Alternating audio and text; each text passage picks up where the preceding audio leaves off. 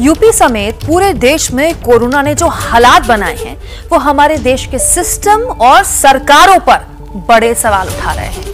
इन सब के बावजूद यूपी के सीएम योगी आदित्यनाथ और पूरी की पूरी सरकार 2 दिन से बार बार ये कह रही है कि यूपी में ऑक्सीजन और कोरोना की रेमडेसिविर इंजेक्शन की पूरी सप्लाई है, यानी कि कोई दिक्कत नहीं है। योगी सरकार के इसी दावे की पड़ताल हमने की तो सच कुछ और ही दिखा। देश के सबसे बड़े सूबे उत्तर प्रदेश की ये तस्वीरें हैं, जहां कोरोना ने ऐसे हालात बना दिए कि आंखों से आंसू निकल रहे हैं और जुबान से भगवान के रहम के लिए दुआ।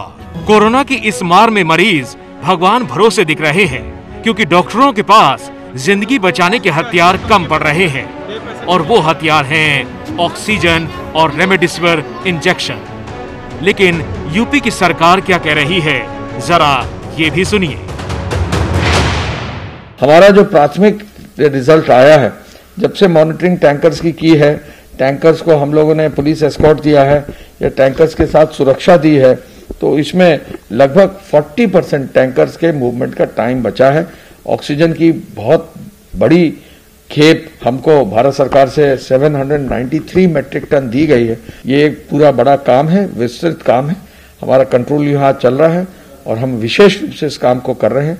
इसमें ऑक्सीजन की जो व्यवस्था है, जो सबसे क्रिटिकल व्यवस्था पूरे कोविड सिस्टम की है, उसको मजबूती से हम इम्प्लीमेंट कर सकें। दवाओं की पर्याप्त व्यवस्था की जा रही है और रेमडेसिविर भी भारत सरकार से आवंटन के पश्चात अब काफी संख्या में हमें प्राप्त होने लगी है, जिससे कि पूरे प्रदेश में इसको सभी जनपदों को उपलब्ध कराया जा सकेगा। योगी सरकार ने जैसे ही दावा किया कि यूपी में ऑक्सीजन और रेमडेसिविर दवा की कमी नहीं है, तो हम निकल पड़े सीधे जनता के बीच, ये जानने के लिए कि क्या वाकई सरकार का दावा सही है। हमने अपनी पड़ताल के लिए यूपी के 4 शहरों नोएडा, लखनऊ, कानपुर और मेरठ को चुना। यूपी सरकार में गृह विभाग के अपर मुख्य सचिव जो दावा कर रहे हैं, उसकी पड़ताल हमने शुरू की यूपी के बड़े शहरों से। पहले नोएडा पहुंचे तो ये मंजर दिखाई दिया। रेमडेसिविर इंजेक्शन लेने आया मैं दिल्ली से। तो आपको नहीं मिल पा रहा? नहीं, मुझे ये बिल्कुल भी नहीं दे रहे हैं, और इनके पास माल है तब भी नहीं दे रहे हैं। मेरे पास सारे डॉक्यूमेंट्स हैं, तब भी नहीं दे रहे हैं। सारी दिन की पुलिस की सेवा की और आज अपने लिए इंजेक्शन नहीं जुटा पा रहे। कोई सुनने को राजी नहीं है, ना कोई बात करने को राजी है कि हमारे पास नहीं है, हमारे पास नहीं है। आज वो अपने लिए सर्वाइव करने की कोशिश कर रहे हैं, तो इंजेक्शन नहीं मिल रहे जिससे वो सर्वाइव करेंगे। स्थिति इस तरह है, अगर नहीं मिलेंगे इंजेक्शन तो शायद सर्वाइव नहीं करेंगे। मुझे नहीं समझ में आ रहा मैं क्या करूं, कैसे करूं, क्या करूं, कोई सुनने को नहीं राजी है। गाजियाबाद से आया, मेरे को किसी ने बताया कि कल यहाँ शाम को इंजेक्शन डिस्ट्रीब्यूशन हो रहा था। मैं कल रात भी आया था, पर 11 बजे तक ये बंद हो चुका था स्टोर। अब सुबह मेरे को फिर आया कि 9 बजे यहाँ पर डिस्ट्रीब्यूशन हो रहा है। अभी मैं 1 घंटे से यहाँ खड़ा हूँ। फिर मैंने सीएमओ को फ़ोन मिलाया, तो उनके जो असिस्टेंट या जिसने भी फ़ोन उठाया, उन्होंने छूटते मेरे से पूछा कि कहाँ के लिए आपको चाहिए। मैंने कहा जी गाजियाबाद के लिए। कह रहे फिर नहीं मिलेगा, और उन्होंने फ़ोन रख दिया। उसके बाद उन्होंने फ़ोन नहीं उठाया। यहाँ पे अभी मेरे सामने इन्होंने 2 जनों को इंजेक्शन दिए। कह रहे जी आप लिखवा के ले आओ, डीएम से हम दे दें। दिल्ली के पास नोएडा से यूपी में पड़ताल आगे बढ़ाई और लखनऊ गए। वही लखनऊ, जहां की गैस एजेंसियों के बाहर ऑक्सीजन सिलेंडर के लिए लंबी लंबी लाइनें लग रही हैं। लोगों ने जो बताया उससे यही निकलता है कि सरकार का दावा है सब चंगा है, लेकिन जनता की पुकार है इलाज में पंगा है। उनको डायलिसिस की भी रिक्वायरमेंट है। उनका SpO2 इस वक्त 36 चल रहा है, तो बिना ऑक्सीजन के। ऑक्सीजन की कितनी किल्लत दिखानी पड़ रही है? तो ऑक्सीजन बहुत मुश्किल से मिल रहा है, बहुत ही ज़्यादा। और जो मुझे फिल मिल रहा है, मेरे पास अभी एक 25 लीटर का आया, वो कल रात मैंने लगाया, मुझे लगा वो फुल है, क्योंकि वो फुल था, लेकिन फुल नहीं था। उसमें भी धांधलेबाजी ये लोग कर रहे हैं, उसमें भी पूरा नहीं मिल रहा है। वो आज सुबह 3 बजे मैंने रात में लगाया, सुबह 6 साढ़े 6 बजे वो ख़त्म था। सर नहीं, कुछ नहीं मिल रहा है, कोई सपोर्ट नहीं है यहाँ पे। मेरा नाम अनुराग पाल है, मैं सिकरौरी गांव का निवासी हूँ। अनुराग भैया, आपका पेशेंट कोरोना पॉजिटिव है? जी, कोरोना पॉजिटिव है। सिलेंडर की कितनी दिक्कत है? सिलेंडर हमने बहुत जगह और बहुत अस्पतालों में चेक किया, कहीं किसी प्रकार की कोई सुविधा नहीं है, ना ही सिलेंडर है, ना कहीं जो भी सरकारी नंबर दिए गए हैं उन पर कॉल करो, वो स्विच ऑफ बता रहे हैं। सीएमओ ऑफिस में कोई सुनवाई नहीं हो रही, ना ही कोई लेटर कुछ जारी किया जा रहा, सिर्फ इधर उधर टालाया जा रहा है। कौन पेशेंट एडमिट है? हमारी बुआ एडमिट है। ऑक्सीजन की कितनी दिक्कत हो रही है? ऑक्सीजन की तो कहीं है ही नहीं, ऑक्सीजन तो बस वही ब्लैक में कहीं हर जगह से जुगाड़ हो रहा है और तो कुछ हो नहीं रहा। वो भी हो पा रहा है या नहीं हो पा रहा है? वो भी नहीं हो पा रहा है, बहुत मुश्किल से कहीं से लाइन में लग लग के तो जुगाड़ हो रहा है कुछ, मतलब बेसिकली लखनऊ में सारे उपयोग फेल है। आप गैस सिलेंडर के लिए पूरे शहर में नाच चुके हैं जी। क्या पोजीशन बताइए? पोजीशन ये है, हमारी भाभी की तबीयत बहुत ख़राब है और बहुत परेशान, 4 दिन आज हो गए और परेशान होने के बाद हम लोगों ने प्राइवेट जगह भर्ती कराया है। फजुल्लागंज में एक है A1 हॉस्पिटल। उन्होंने हमसे कहा कि 50,000 पूरा पैकेज लेंगे, आपके मरीज़ को ठीक करके देंगे। और हम 1 दिन भर्ती हुए, बस 1 दिन के बाद उन्होंने कहा आपका 50,000 पैकेज खत्म हुआ, 24 घंटे का 50,000 रुपये का पैकेज है। जबकि गवर्नमेंट की गाइडलाइन है कि 10,000 और 20,000 के ऊपर कोई हॉस्पिटल पैसा नहीं ले सकता है। मंगाने के लिए भी कह दिया, ऑक्सीजन भी कह रहे हैं आप इंतजाम रखिए। बाकी ऑक्सीजन तो है उनके पास, उसकी दिक्कत नहीं है। बाकी जो 10-20 हज़ार रुपये पर डे का मैटर है वो बड़ा दुखदायी है। जो इंजेक्शन के लिए कहा गया, इंजेक्शन के लिए क्या वो नहीं मिला है, वो भी ढूंढ रहे हैं, उनको भी नहीं मिला है।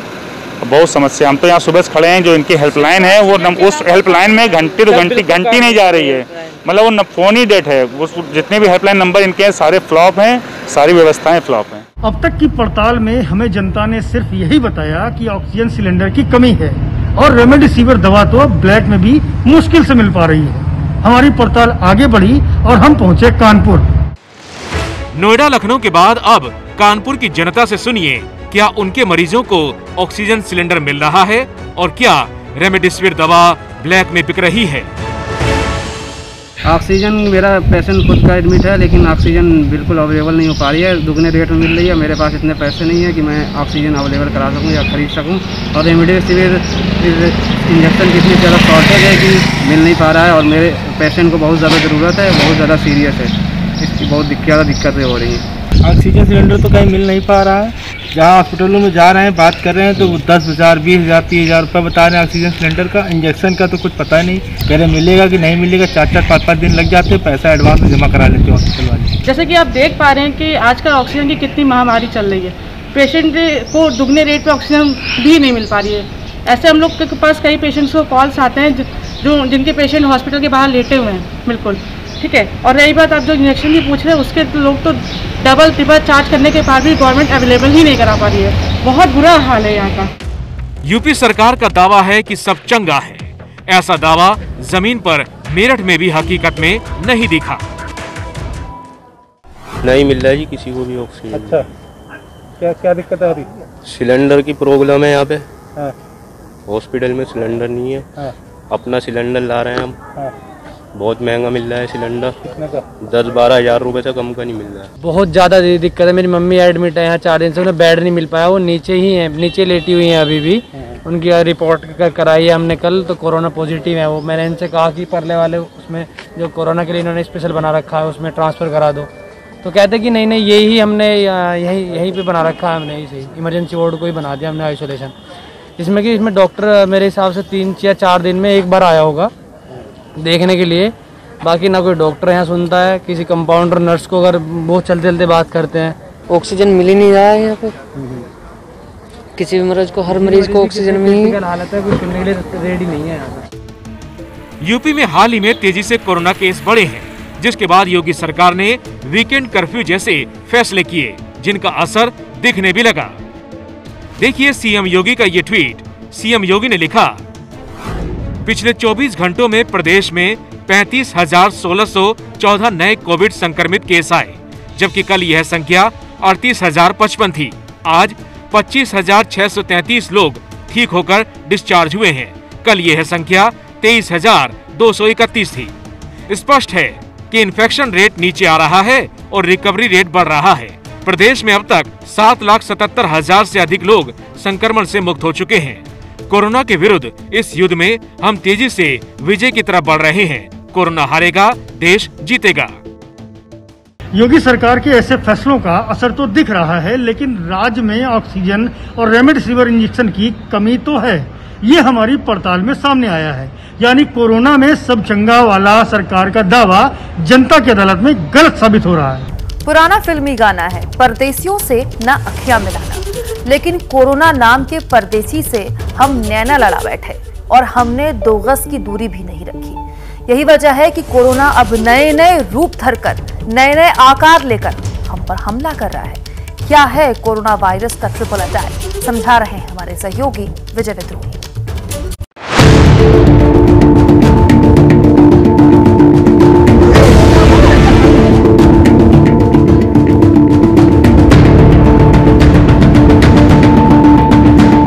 कोरोना वायरस बहुत बड़ा बहरूपिया साबित हो रहा है।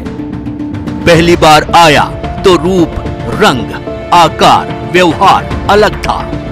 दूसरी बार अब आया है तो नए भेष में आया है, आक्रामक अंदाज में आया है, तेजी से हमले करता है, ज्यादा से ज्यादा लोगों को अपने जाल में फंसाता है, पूरे के पूरे परिवार को अपना शिकार बनाता है।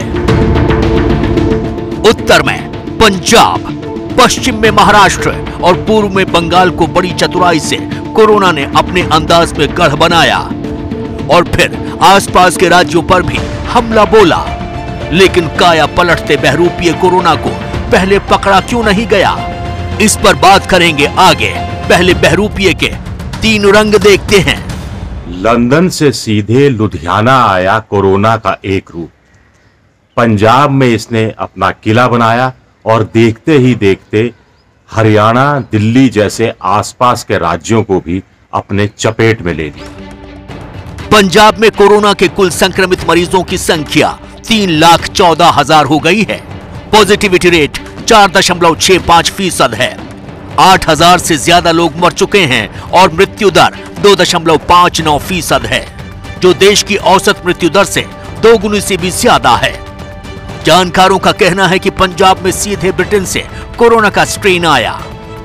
1.1.7 नाम के इस स्ट्रेन या म्यूटेंट का ब्रिटेन के वैज्ञानिकों ने पिछले साल सितंबर में ही पता लगा लिया था।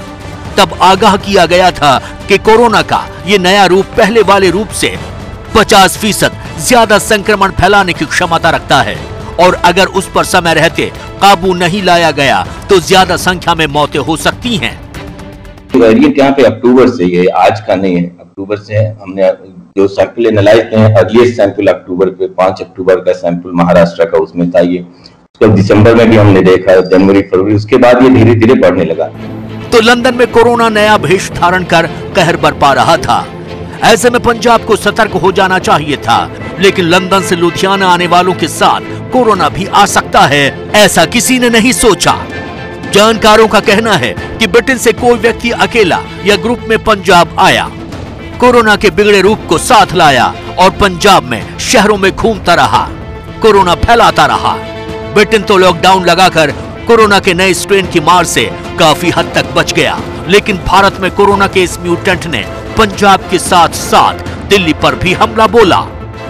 इस म्यूटेंट के 1200 सैंपल लिए गए, इसमें से 543 पंजाब और 124 दिल्ली के सक्रिय कोरोना मरीज मिले। पंजाब में कोरोना सीधे लंदन से आया तो महाराष्ट्र में कोरोना अमेरिका के कैलिफोर्निया से। महाराष्ट्र में आते ही इस कोरोना ने एक स्थानीय भारतीय वायरस से दोस्ती कर ली और फिर शुरू हुआ डबल अटैक। महाराष्ट्र में इस साल जनवरी में कैलिफोर्निया, अमेरिका में तबाही मचाने वाला कोरोना का म्यूटेंट L452R आया। मुंबई में जाहिर है कि किसी अंतर्राष्ट्रीय फ्लाइट पर सवार होकर आए कोरोना के इस रूप ने चौपाटी या गेटवे ऑफ इंडिया घूमते हुए भीड़ ही भीड़ देखी और E484Q नाम के देसी कोरोना वायरस से दोस्ती गांठ ली। दोनों की दोस्ती इतनी गहरी हो गई कि पुणे के नेशनल इंस्टीट्यूट ऑफ वायरोलॉजी ने मार्च में कोरोना के 361 सैंपल को जांचा परखा तो 220 यानी 61% इसी डबल म्यूटेंट के मिले। कैलिफोर्निया के वायरस और महाराष्ट्र के वायरस का मिलकर नाम पड़ा B.1.617। ये जो चेंजेस इसमें हुए हैं, इससे ये हो सकता है कि वायरस और एफिशिएंटली बॉडी में पहुंचे, और एक चेंज में से ऐसा है जिससे ये हो सकता है कि इम्यून सिस्टम को थोड़ा इवेट कर सके, उसको धोखा देके अंदर जा सके, एंटीबॉडी जो है उनसे बच के। इस डबल म्यूटेंट की खासियत ये है कि यह न केवल तेजी से फैलता है बल्कि हमारी प्रतिरोधक क्षमता को भी कमजोर बनाता है। महाराष्ट्र के दर्जनों शहरों में कोरोना का देसी परदेसी रूप फैल चुका है। यहाँ तक कि तेलंगाना, आंध्र प्रदेश और मध्य प्रदेश में भी ये वायरस घूमते हुए देखा गया है। इसे अब भारत वायरस भी कहा जाने लगा है। कोरोना ने बंगाल में भी अपना रूप बदलकर बवाल मचाया।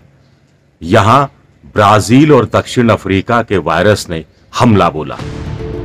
बंगाल में जब प्रधानमंत्री मोदी से लेकर मुख्यमंत्री ममता रैलियां करने, रोड शो निकालने में व्यस्त थे, उसी समय दक्षिण अफ्रीका का वायरस भी बड़े पैमाने पर हमला करने की नीयत से घात लगाकर बैठा था। आखिर रैलियों में बिना मास्क के नेताओं और उससे प्रेरित बिना मास्क की भीड़ ने उसे मौका दिया और पूरे बंगाल को अपनी चपेट में ले लिया। सबसे बड़ा खतरा तो यही है कि इस बहरूपिये ने बंगाल में फिर नया रूप धर लिया। इसका नाम दिया गया B.1.618। ये पहले वाले से 20% ज्यादा आक्रामक है और पूरे परिवार पर एक साथ हमला करता है। केसेस 10,000 से भी कम होने लगे थे हिंदुस्तान में, बहुत अच्छी बात थी। और हम लोग बार बार यही कह रहे थे कि वायरस अभी गया नहीं है, ये कभी भी उठ के आ सकता है। यूके में हमने देखा था कई जगहों पे कई सारी वेव्स आती रहती हैं, लेकिन हमने बहुत ही लापरवाही किया है पूरे देश के स्तर पे। सबने हमने बहुत सारे इलेक्शन किए खूब जम के, बहुत सारी स्टेट्स में लोकल इलेक्शन, बड़े बड़े इलेक्शन। सबसे बड़ा खतरा यह है कि इस ट्रिपल म्यूटेंट में E484K नाम का म्यूटेंट शामिल है, जो दक्षिण अफ्रीका के साथ साथ ब्राजील में भी पाया जा रहा है और जिस पर वैक्सीन असर नहीं करता है। दुनिया के 8 देशों में कोरोना का ये ट्रिपल म्यूटेंट दस्तक दे चुका है। जानकारों का कहना है कि बंगाल इस म्यूटेंट का हॉटस्पॉट बनता जा रहा है। हालांकि भारत में अभी इस पर अध्ययन होना बाकी है कि इस पर कोविशील्ड या कोवैक्सीन का असर होता है या नहीं। कोरोना भेष बदलकर देश भर में घूमता रहा, अपना रंग रूप बदलता रहा और लोगों को बीमार करता रहा, लेकिन हमें और आपको इसकी कानों कान भी खबर नहीं हुई। क्या इस बात में सच्चाई है या फिर हमारी नीति और रणनीति भी कोरोना की तरह ही रंग बदलती रही? आपको जानकर हैरानी होगी कि महाराष्ट्र में कहर बरपाने वाले कोरोना के डबल म्यूटेंट के विषधर रूप को 5 अक्टूबर में ही पहचान लिया गया था। नवंबर और दिसंबर में भी ये बहरूपिया पकड़ा गया, लेकिन तब कोरोना के केस देश भर में लगातार कम होते जा रहे थे, लिहाजा शोध पर ज्यादा ध्यान नहीं दिया गया। शोध करने वालों को अतिरिक्त फंड नहीं दिया गया, ऊपर से साफ निर्देश नहीं मिले कि आगे क्या करना है। बहरूपिये कोरोना को जीनोम सीक्वेंसिंग से ही पकड़ा जा सकता है। वायरस का मूल सोर्स क्या है? ये भारत में कहां से और किस रास्ते से आया है? ये वायरस कितना मजबूत या कमजोर है? ये सब जीनोम सीक्वेंसिंग से पता चलता है। इसके नतीजों के आधार पर सरकारें कोरोना के नए रूप से लड़ने की रणनीति बनाती हैं। यहां तक कि नया वैक्सीन बनाने में भी ये शोध काम आता है। भारत में अब जाकर 10 लैब में एक साथ रिसर्च का काम शुरू हुआ है। इसके लिए 80 करोड़ रुपए भी रखे गए हैं। जब दिसंबर में यूके वेरिएंट की बात चली, फिर सरकार ने एक कंसोर्शियम बनाया 10 लैब का पूरे लैब में, पूरी कंट्री में, और उसके बाद 10 लैब को स्टेट्स डिवाइड किए गए, कौन कहाँ के सैंपल लेके करेगा। तो उस चीजों को सेटअप करें और उसके लिए फंड भी मुहैया कराए उन्होंने। तो अब वो समस्या हमारे पास नहीं है, क्लैरिटी है कि हमको इस जगह से सैंपल आने चाहिए, हमारे पास फंड्स आए हुए हैं। तो कुल मिलाकर परदेसी बहुरूपिया गदर मचाए हुए है। एक पुराना फिल्मी गाना याद आ रहा है, एक परदेसी मेरा दिल ले गया, जाते जाते मीठा मीठा गम दे गया। यहां तो परदेसी जान पर जान लेने पर तुला है और जाने का नाम भी नहीं ले रहा है। विजय विद्रोही, एबीपी न्यूज, जयपुर।